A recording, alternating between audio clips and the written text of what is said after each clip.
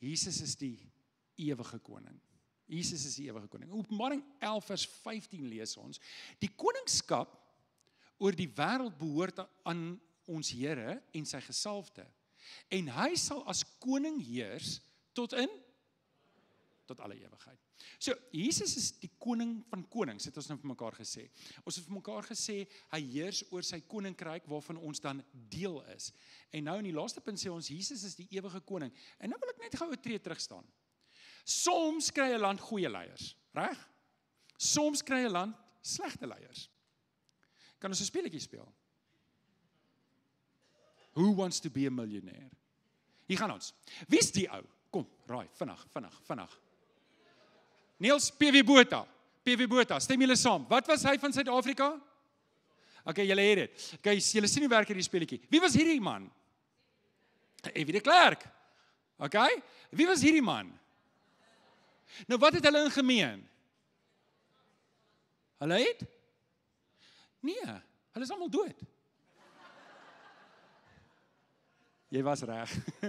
Hulle is almal, okay, dood is 'n bietjie kras te sê, mense moet dit eintlik reg Afrikaans sê, hulle is almal oorlede, nê? Hulle is almal oorlede. Nou, hier is die punt wat ek wil maak is, Jesus het gesterf. Hy het eenmaal gesterf, want hy was sondeloos en het in my en jou plek gesterf, sodat wanneer ek sterf, ek nie onder die ewige oordeel sal val nie. Sodat wanneer ek hom aanneem, die Here Jesus aangryp in my lewe en ek neem hom aan en ek gee my hele lewe oor en ek sê ek is klaar met 'n diplomatieke verhouding in hierdie wêreld. Ek is klaar om te gevry na hierdie wêreld. Ek is klaar om te leef soos hierdie wêreld. Ek is klaar met my ou mense, ek is klaar met my sonde. Ek sny dit af. Jesus het 'n lyn in die sand getrek. Ek is aan Jesus se kant.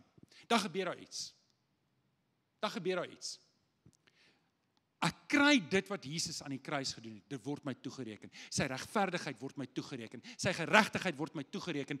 Die feit dat hy ewig lewe, word ook vir my toegereken. Wanneer ek die dag voor die Vader gaan staan, en almal van ons wat hier sit, gaan voor die oordeelstroon van God gaan staan, en almal van ons gaan rekenskap moet gee wat ons met ons lewe gedoen het, en wat ons met die Here Jesus gedoen het. En daai dag, omdat ek die Here Jesus aangeneem het, en omdat ek nie probeer om diplomatieke verhoudings hier met die wêreld te hou nie, gaan Jesus vir my sê, kom in, my goeie en getroue slaaf. Oor min was jy getrou, oor baie sal ek jou aanstel. Wat 'n wonderlike dag. Is dit nie iets om na uit te sien nie? Omdat hy opgestaan het uit die dood. Hy het opgevaar hemel toe en hy sit aan die regterhand van, hy is die volle heerlikheid van God. Kan iemand amen sê daarop? Jesus is die ewige koning. Sy koningskap kom nie tot 'n einde nie. Ek was gister by memorial service, 'n roudiens. Ons doen deesdae baie min begrafnisse en soos altyd was daar 'n kersie wat brand en 'n foto. En ek het dit al hier vir julle gesê. Dit sien ek, dis 'n standaard praktyk by al hierdie begrafnisse. En net daar het ek net weer besef, daar kom 'n dag wat almal van ons se foto daarvoor gaan wees. En dan gaan dit saak maak wat ek en jy met hierdie lewe gedoen het.